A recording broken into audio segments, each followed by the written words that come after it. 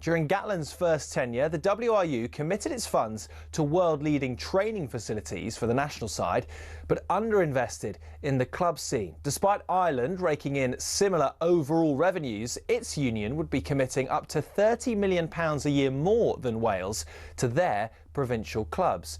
In 2023, a report found the WRU had flitted away an £84 million TV deal on the purchase of a Cardiff hotel and a zip wire above the Principality. At the same time, the regional budgets and salary caps were being slashed, and they're still being cut. Add this to a distinct lack of player pathways when compared to the private school-fueled setups in Ireland, Scotland and England, the continuous rise of football's popularity and generational talents going elsewhere. It all meant when Abby Tierney became CEO, having never worked in sport before, she had a mountain to climb. And yet the beauty of sport, of course, is it isn't played in the boardroom, and sometimes it takes surprisingly little for the narrative to shift almost overnight. When Gatland left for the second time, interim coach Matt Sherratt only had 3 training sessions before Wales' next game, but the team looked unrecognisable, and all he did was pick players in the right positions and provide a bit of attacking structure. Suddenly, Wales were back pushing Ireland to the wire. As Gatland's first tenure taught us, for Wales' success to be sustainable, once the books are balanced, the regions need more money, salary caps need boosting, player pathways need investment. But it doesn't have to mean Wales lose every game in the meantime.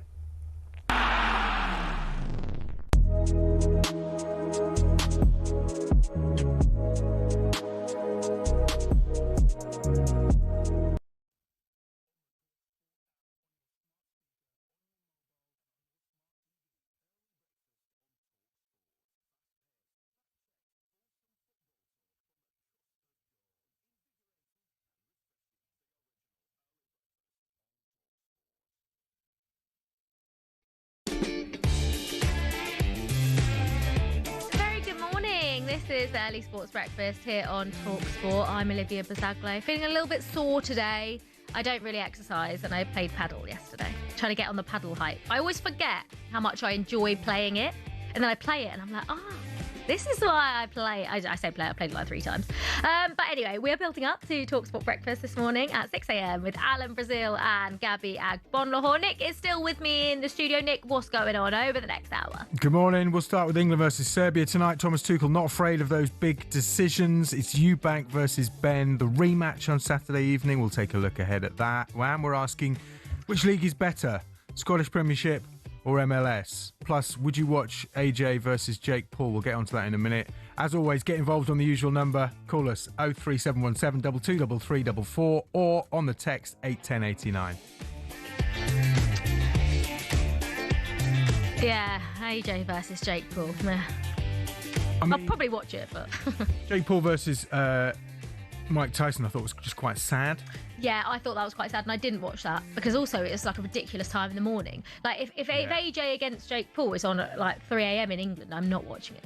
I would quite like to see someone take Jake Paul's head off. I think a lot of people are looking at it from that angle, Nick. I don't think you're the only one. And surely, but then, I mean, I know Anthony Joshua got knocked out by Anthony Ruiz, who's no slouch, but Andy Ruiz, thank you. Ruiz. Did I say Put the 2 names together? Yeah. Do you think there's any chance of Jake landing a... Depends how seriously Anthony Joshua takes it, to be honest.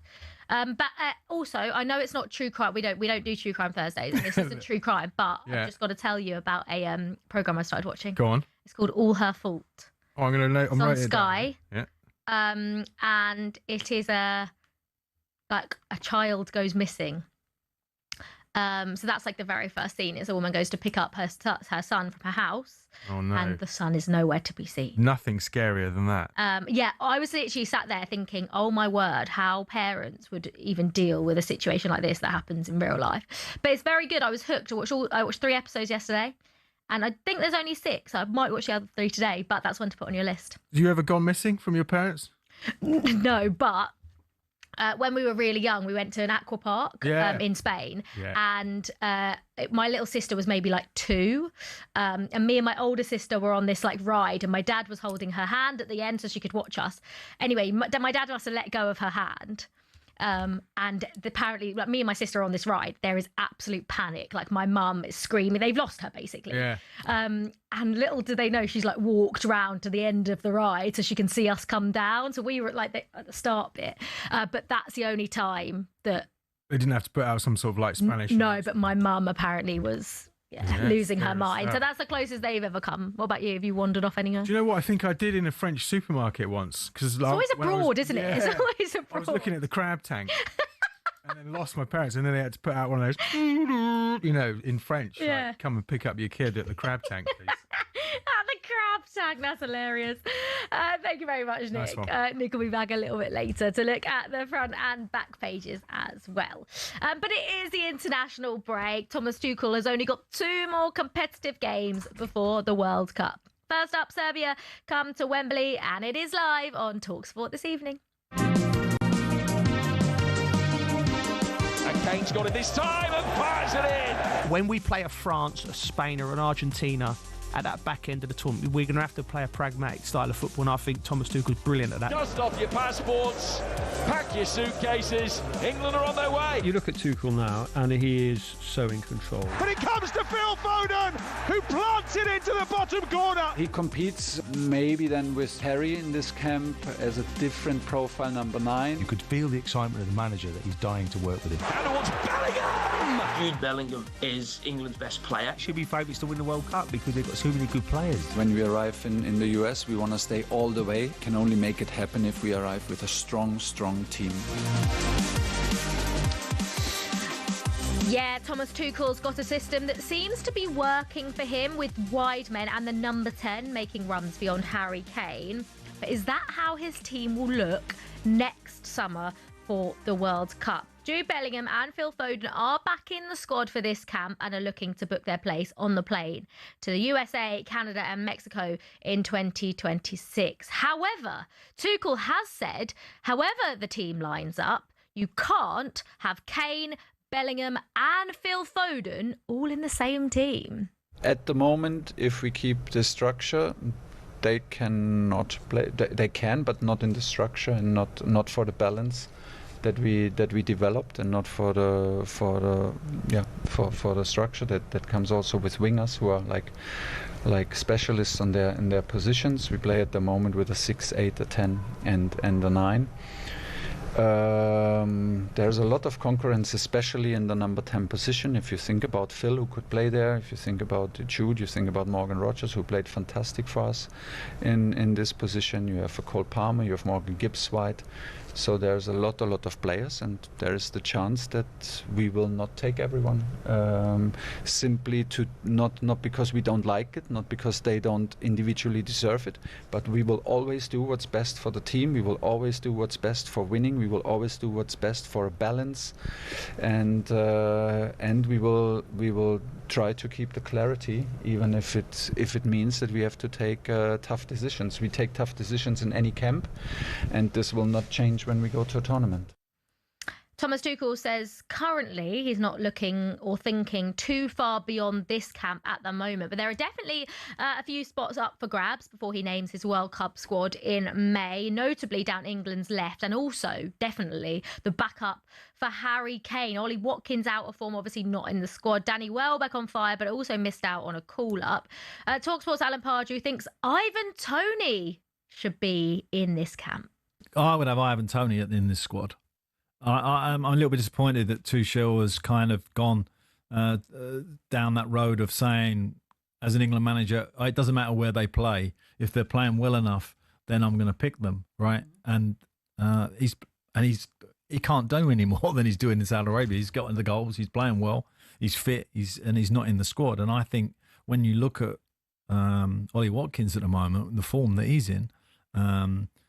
That's a bit of a worry because he's been the genuine backup for Harry Kane. And I'm a big fan of Watkins, but you know he definitely there seems to be kind of a grind there at Villa.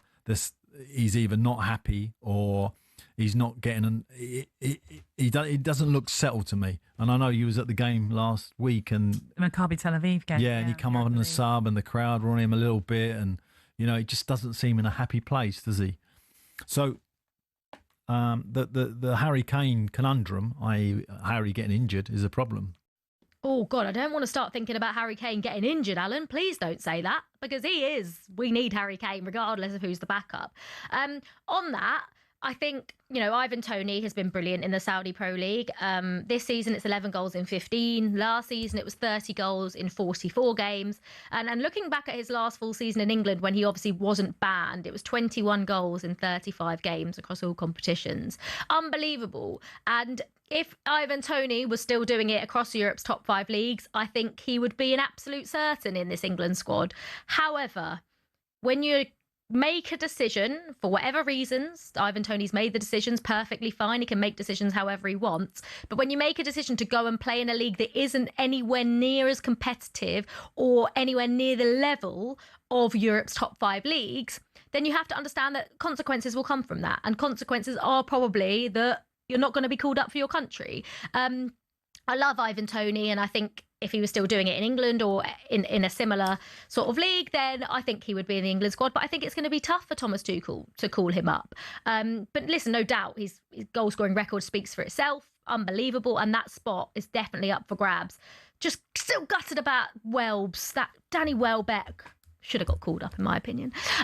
Also, just quickly, on the Tuchel not being afraid to make big decisions. He said this, and I think this is the one maybe thing that differs or differentiates between Southgate and Tuchel, is that I felt like Southgate maybe always tried to find a way to get Foden and Bellingham and Palmer into the team, and it's the team that comes first. And that's what Tuchel was saying about, at the moment, we play a 6, an 8, a 9 and a 10, but the wingers are so important. You can't fit. If you want Bellingham to play a 10, you cannot play Phil Foden. If you want Bellingham to play a 10, you're not going to play Cole Palmer, or you could play him on the right if you didn't want to play Bukayo Saka, but that's highly unlikely.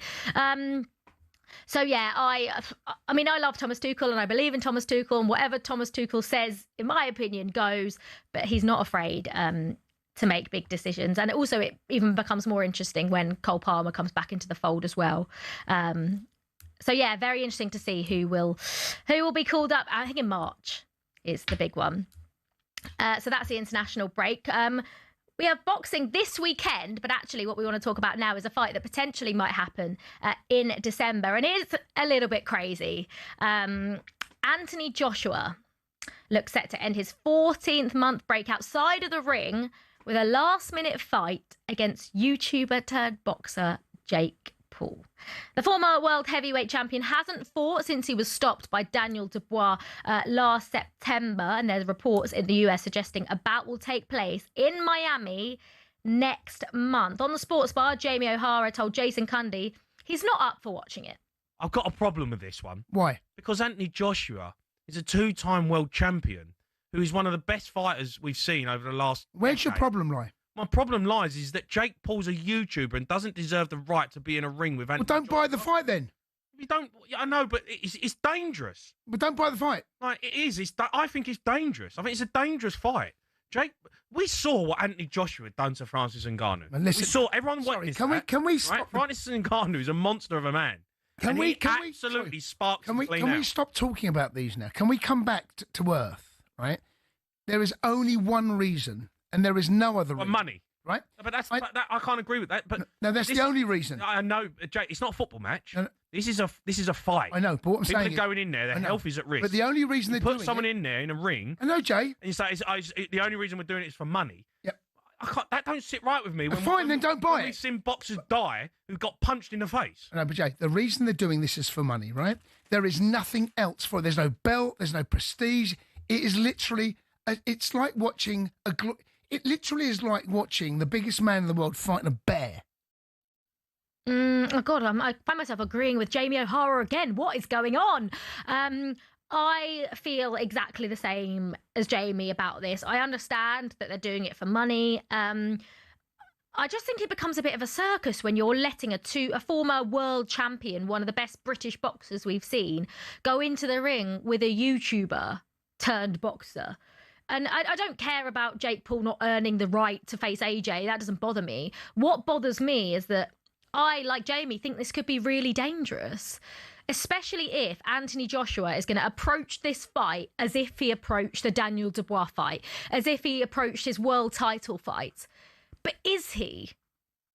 Is Anthony Joshua genuinely going to approach this fight as a proper fight? Because if so, Jake Paul could be in serious danger here. And I don't think that's fair at all to put him in that situation. Obviously, I understand the money's there and that's the main thing. And I wonder if people will watch it. Will people tune in? 03717 22 33 44. Will you pay to watch Anthony Joshua face Jake Paul? I mean, David Hay said in boxing terms, this is like a lion versus a house cat. Two completely different propositions. And I won't be paying to watch it, especially if it's on at like 3 a.m. But mainly it's just because I can't be asked to get up. But I would expect Anthony Joshua to knock him out in 10 seconds if he goes for it. And if he doesn't, then what the hell is the point in the fight anyway? But anyway, yeah, listen, what do you think would happen in that fight? Do you agree with it? Do you care? Let us know. 03717 22 33 44, or you can text us as well at 81089. And we're also asking you today, which league is better? The Scottish Premiership or the MLS? Now, this isn't just me creating something out of nothing here before people come for me. But we have had a look at football data from Opta's list of the top 10 most difficult leagues in world football. The Scottish Premiership is ranked 39th, while the Championship is 6th. I think a lot of people would put that even higher than 6th. But that is rated tougher than Brazil's Serie A, the Portuguese League and the MLS.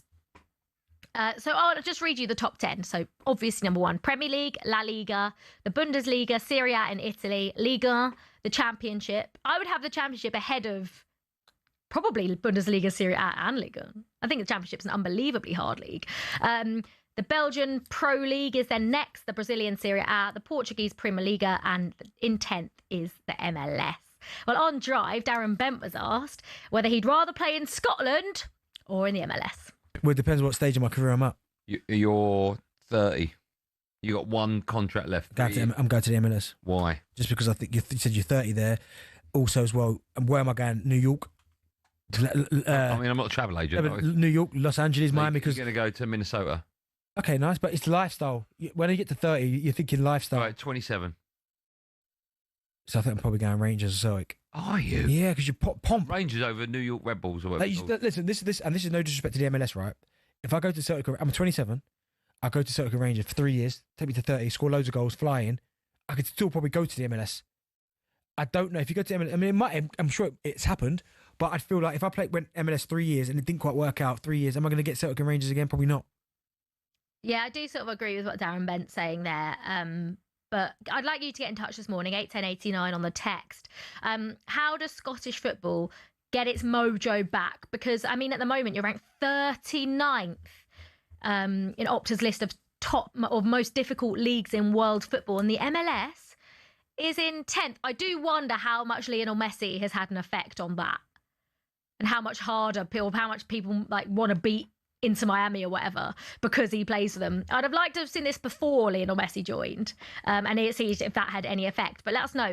Scottish Premiership, 39th hardest league, and MLS is the 10th. So let us know this morning.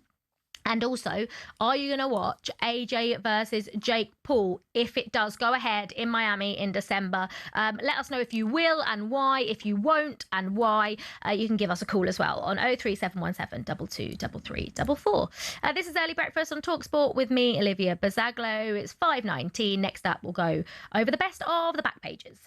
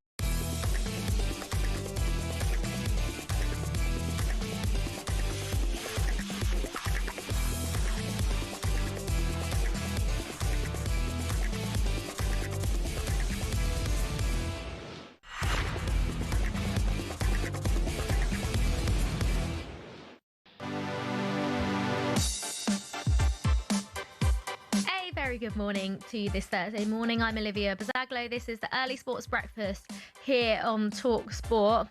We have been talking about Anthony Joshua potentially deciding to fight YouTuber Jake Paul in Miami in December. If that does get confirmed, will you watch it? Won't you watch it? Let us know the reasons why.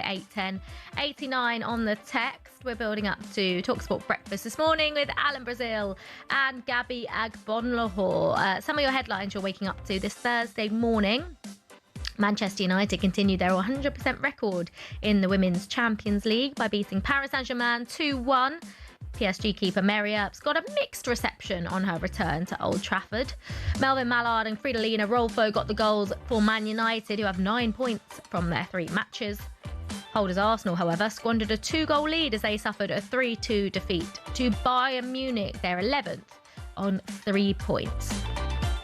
2 Portsmouth fans who dressed up as stewards to watch September's South Coast derby have been banned from attending football matches for 3 years. Brothers Kane and Dale Green managed to get into a restricted area at St Mary's less than an hour before kick-off against Southampton. And Republic of Ireland boss Helmir Hallgrimsson hopes his team can rise to the challenge of getting a result against Portugal tonight that keeps their World Cup qualifying hopes alive. Ireland need victories in their final 2 matches to pip Hungary to a playoff spot. Hallgrimsson knows it will take 2 special performances for them to reach their target. We know what we need to do. All real professionals like to play games like this, decisive games, big games against good nations. So yeah, it's when we talk to the players, everybody is looking forward, and let's hope we can convert that into good performances. For more on all the latest stories, you can go to talksport.com. A reminder, talkSPORT is now on your smart TV. Just grab the app on Android TV or Google TV. We're even on Prime Video. talkSPORT live on your screen as well as your speakers. We've had plenty of texts in this morning. We're asking which league is better, the Scottish Premiership or the MLS, and of course AJ versus Jake Paul, if that's going to go ahead. Darren's texted in saying MLS is a poor domestic league. Their best player is Messi. That's not improving the national team. Meanwhile, Scotland destroyed their league by throwing Rangers out instead of fining them. They still haven't recovered.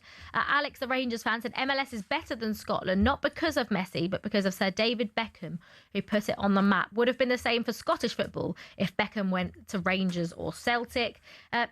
David, ridiculous time in the morning for Tyson versus Paul, said without irony by someone who gets up at 3 a.m. for a 5 a.m. show. Well, yeah, but that's working. I'm not doing it out of choice. David gets up at silly o'clock too. Nice. But David, if you're getting up at silly o'clock, are you going to watch it? If you're getting up at silly o'clock for work, would you get up at silly o'clock not for work to watch AJ versus Paul? That's my question, because I absolutely would not. Dan in Swindon said AJ has just agreed to lose the fight just like Tyson did. I don't know if I agree with that, but I do agree that he probably won't go all in, because if he did, I think there's a potential he could kill Jake Paul.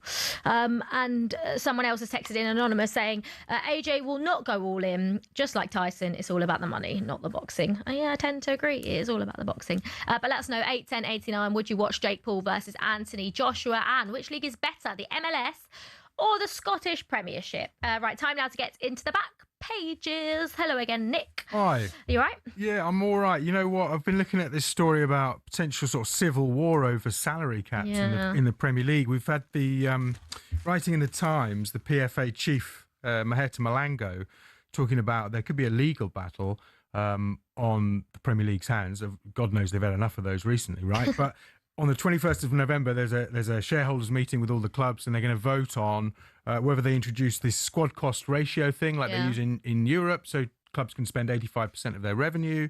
I think in Europe it's 70, so that would be higher in the Premier League. And then also this idea of anchoring, where they restrict spending of Premier League clubs to a certain proportion of the TV money and the prize money of the bottom club. Bottom, yeah. Right, we've talked about it before, something like 550, 600 million. But the problem with that is, Maheta Malanga saying, is what is that going to do to parachute payments with clubs if they go down to the Championship? If they introduce a similar sort of thing in the EFL as well, then you might be having sort of clubs going down, receiving those parachute payments, but they're not even allowed to spend them because of the restrictions then in the Championship. And that, could affect the Premier League sort of competitive balance with the rest of Europe. Premier League, obviously very dominant at the moment. All the other European league's not very happy about that. So, you know, all to play for Civil in terms war of was quite a big that. Yeah. And then the Euro 2028 announcement we've had. We know that the semi-finals and final are going to be at Wembley, but the opening game at Cardiff, which is nice. Wales are going to play in Cardiff, all their games in Cardiff if they qualify. The same for Ireland in Dublin, the same for Scotland at Hampden Park. And England are all over the place. England all over the shop. Supposed to play a last 16 game if we make it to St James's Park. First game at the Etihad. You excited for that one? What, the first game at the Etihad or just Euro 2028? Generally. I mean, I obviously love major tournaments. Do you remember Euro 96? Are you not old enough? I was are you? 2. Okay, right. No, I can't even remember. Like, my memory's actually really bad. I can't really remember which is the first like major tournament I watched. But I've you know, we had this conversation. Where was it? I had a conversation on a podcast actually about club over country. Because for me, I will always be club over country, and losing the Euro final and losing a Champions League final didn't compare, like how I felt. But I also can't compare the wins because I've never watched England win a major trophy. However, I've watched Chelsea win it all. So I can't compare the feeling of winning, but I can definitely compare the feeling of losing. I love a major tournament. I don't really get on board with anything else. Like, major tournaments for me are great, but I'm still club over country for now. But I still love her. I'm the opposite. Are you a country? Yeah, but you support Southampton. That's why. Exactly. When you go to England games, all the flags, you don't see like Chelsea England fans, you see like Doncaster. No, I love that everyone comes together, and like that's the best thing about a major tournament is that it's all your mates. Like, it's great. I prefer Christmas to birthdays because it's for everyone. It's the same for England and Southampton. Yeah. Anyway, this is interesting, right? Barca target Kane, Catalan club. Could trigger £57 million release clause in the summer. Barcelona have made Harry Kane their first choice target to replace Robert Lewandowski. This is an exclusive from Will Unwin in The Guardian. What do you reckon about that? Oh, what a signing that would be. If you're Harry Kane, though, I mean, obviously smashing every record at Bayern, are probably one of the favourites for the Champions League, doing really well under Vincent Kompany, but it's Barcelona. Listen, he's what? So Kane's record at Bayern is 108 goals in 113 appearances. Bundesliga, though, isn't it? It's mad. Yeah. Well, it's in the Champions League as well. Yeah. No, he's absolutely just smashing him everything in left, right, and centre. But Spurs fans are still obviously hoping he comes back, right? I would love to see Harry Kane. If there was a choice between going to Barcelona or coming back to the Premier League, surely he comes back to the Premier League. I'd go to Barca. Come on. I mean, I also like just like living in Spain. It's hot. It's nice. You're playing for one of the biggest clubs in the world. Yeah. I think we're running out of time. Very, very quickly, England players are wearing these sort of special shoes. Have you seen this? Yeah. Oh, Nike's Mind shoes. They're not out actually until January. They're supposed to connect the body and mind. It's supposed to sort of give your feet impulses and then send positive waves. No, I'm not. No. You know what Tuchel said? If the players believe it, that might just be the most important thing. Okay, if whatever Thomas Tuchel says goes. We've got a back. I love that man. Thank you very much, Nick. That was a look at today's back pages. Right, I'm Olivia Buzaglo. This is Early Sports Breakfast. It's just gone 5:30. Next up, we'll have a little look ahead to the big fight that's going ahead on Saturday evening. Chris Eubank Jr. versus Conor Benn 2.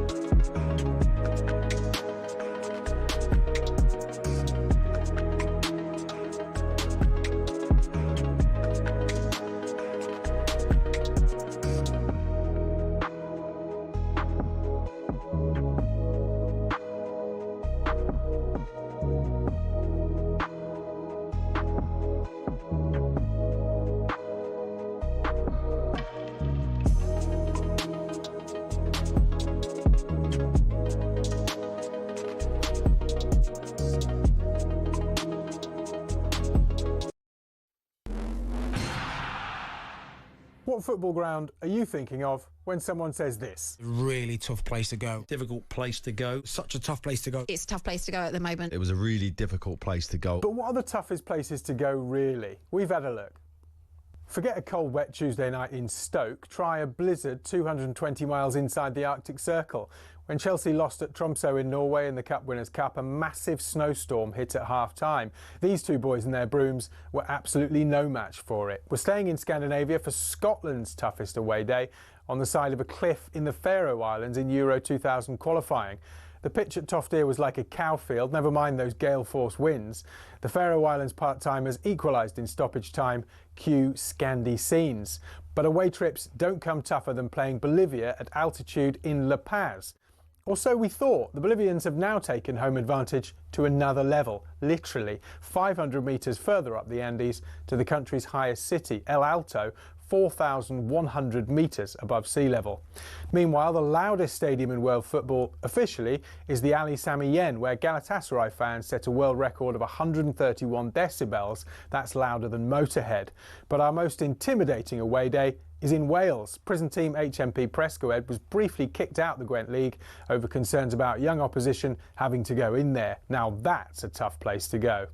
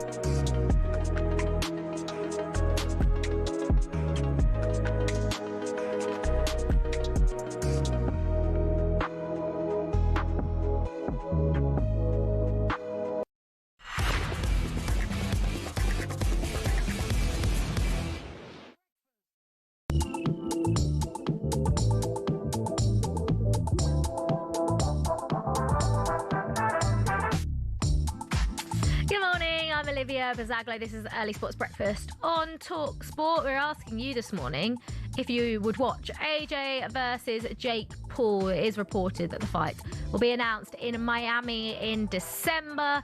Give us a call 03717 223344, or you can text us on 81089. We are building up to breakfast this morning from 6 a.m. with Alan Brazil and Gabby Agbonlahor. Some of the headlines you're waking up to this Thursday morning. World Athletics President Lord Coe is looking forward to his sport kicking off the Los Angeles Olympics in 2028 with a bang. Track and field will take centre stage in the opening week of the Games, swapping with swimming, which will instead be held in the second. The women's 100 metres final will take place on the opening day. Yannick Sinner is through to the semi-finals of the ATP tennis finals with a match to spare. The Wimbledon champion on home soil in Turin secured a comfortable straight sets win over Alexander Zverev. And Rory McIlroy hopes to move a step closer to Colin Montgomery's record of 8 titles when he gets his DP World Tour Championship golf campaign underway this morning.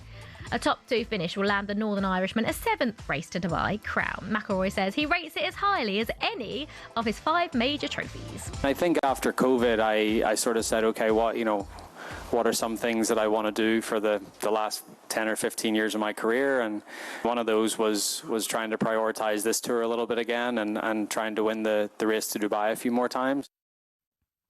For more on all these stories, you can visit talksport.com. We've had plenty of texts in this morning. Joseph from Kent said, hello, Olivia. I understand everyone saying Jake Paul versus AJ is dangerous, but Jake has been training as a boxer for years. I think the fight is a bit of a joke, though. Yeah, but there's a difference between... And how long's Anthony Joshua been training? Anthony Joshua is a former world champion. Do you know how difficult it is to become a world champion of anything? Anthony Joshua is champion of the world. Jake Paul's been training for 2 years or whatever it is. Maybe longer. Someone else said, can they both get knocked out, please? It makes a mockery of the sport. No. We don't want AJ to get knocked out by Jake Paul. We really don't. And someone else texted in saying, absolute nonsense on the championship being better than the Bundesliga. No championship team would finish top 6 in the Bundesliga. Yeah, no, I get that. I more just meant like for me, like, exciting to watch, competitive. I would argue everyone talks about the Champions League being the most competitive league in the world and how difficult it is to get out of. But yeah, listen, obviously the two teams, especially Bayern, Leverkusen and Dortmund in their Bundesliga, are obviously better than most championship teams, don't get me wrong. I see your point completely. 81089 on the text if you want to get involved. We are only 2 days away now from Chris Eubank Jr.'s rematch with Conor Benn, and both the dads are very involved in the build-up this time around. I'm neither mind nor thought. I cannot be heard or cast into thought, nor by sight or smell ever caught. In light and wind I am not found, nor yet in earth and sky. Consciousness and joy incarnate, bliss of the blissful am I. The purpose of it is always that we are entertaining the public. He's here! Both guys here! Going for it! So I have nothing to say to Nigel. I find the man intolerable in that he's so wild. All I wanted to do was rip his head off. After an atmosphere and a contest like this, they surely have to do it again. What did my son want to do? Rip his head off. Sympathy, then his toenail, sympathy, the ambulance, sympathy. One of the toenails on my big toe fell off. When is he going to understand? Nobody cares. These rivalries do tend when they share their souls in the ring for our entertainment. Never seen anything like this! The souls and the spirits entwined forever.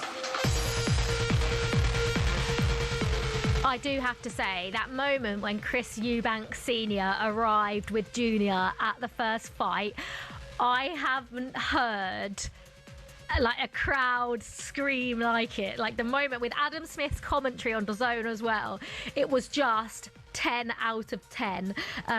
It has been another crazy build-up with Chris Eubank Sr. reading that long poem on White and Jordan.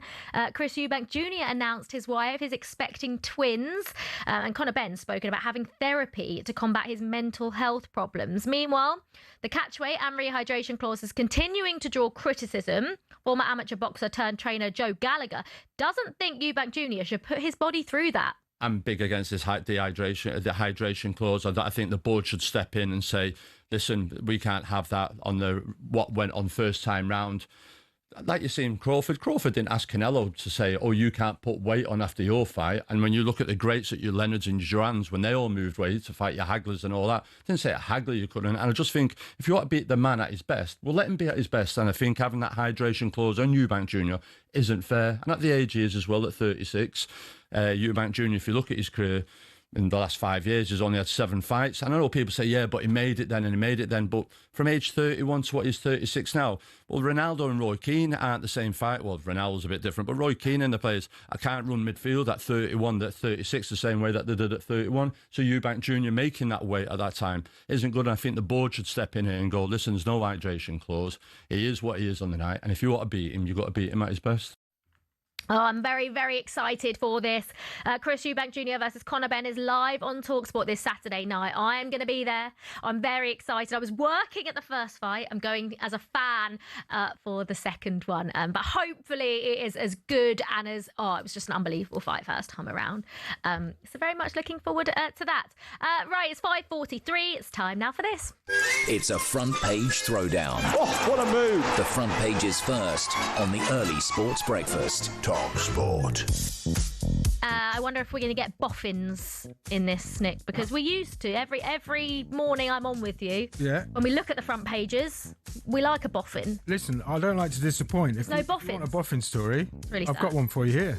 Oh, you do? Yeah, of course I have. Oh, my God. I've always got an eye on the BOFs. The first radio signal has been picked up from the mystery UFO hurtling across space. BOFs detected radio waves from the interstellar anomaly known as 3I Atlas, and using South Africa's Meerkat radio telescope, they found hydroxyl radicals around it. Theoretical physicist, here's the BOF, Avi Loeb, has led warnings it could be an extraterrestrial artifact. I'm not going to lie.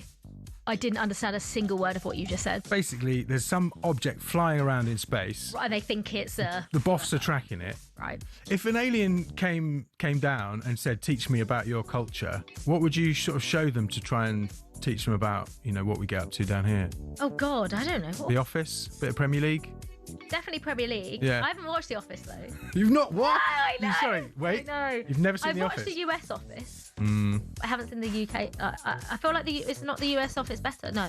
It's very different. The US Office is pretty good, but listen, I It would wasn't say out of choice. My boyfriend watches it, so it's just on. no. That's fine. So I maybe would the UK Office I need to watch. definitely go back and watch it. Okay. It's one of the great TV shows. Okay. So quotable, and probably I would say the most influential TV show of the last 20, 25 years. Reckon.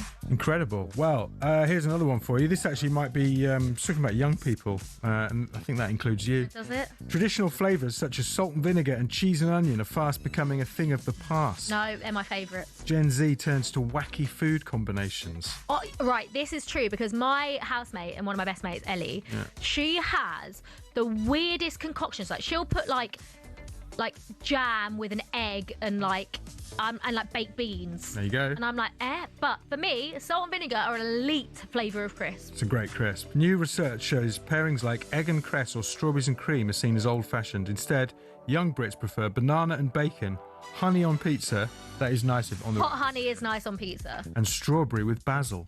No to the other two.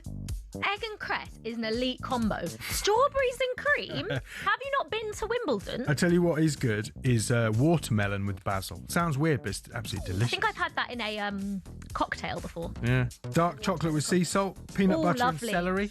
Peanut butter and celery. Yeah. Just peanut butter on its own. Peanut butter and bananas is nice. And very quickly, Luke Littler would go on I'm a Celebrity, Get Me Out of Here for the right price. Would you like to see that? Yeah, I'm so excited for I'm a Celeb. I love it every year. And the annoying thing is though, Nick, it's on Sunday night. And we're up very early on a Monday morning. I can't watch it. So I probably will have to. First episode's always a bit meh anyway, because it's just like meet the campmates. But I might start watching it from Tuesday. They're saying it's one of the toughest camps ever. Producers claim the new features will sap their souls. Lovely. Sounds Can't wait to watch. Thank you very much, Nick. This is Early Sports Breakfast with me, Olivia Buzaglo. It is 4:27. It's definitely not that early. It's 5:47. Let me get the time right. Up next, we'll look ahead to England versus Serbia live on talkSPORT this evening.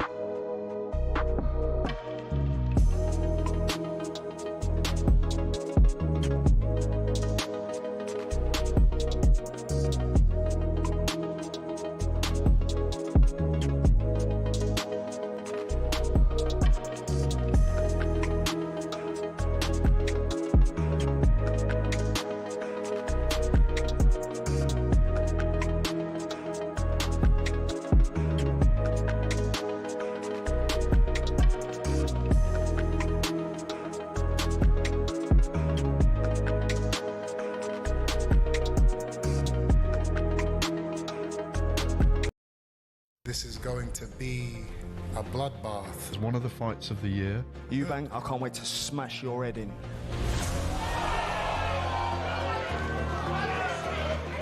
That's why he didn't beat me, and that's why he shall not beat me in November.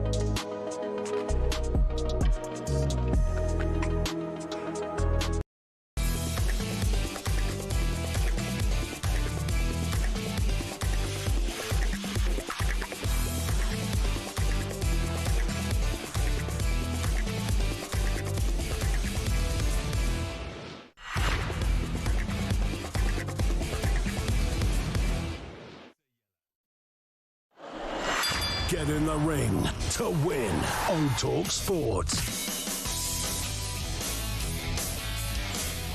Good morning, I'm Olivia Buzaglo. This is Early Sports Breakfast on talkSPORT. We're building up to breakfast with Alan Brazil and Gabby Agbonlahor. It is competition time. Thanks to talkSPORT, your plans for this coming weekend could be sorted. We're giving you the chance to win 2 tickets to Chris Eubank Jr. versus Conor Benn, the rematch at the Tottenham Hotspur Stadium on Saturday, the 15th of November. You'll get a night in a 5-star hotel in London plus $5,000 spending money.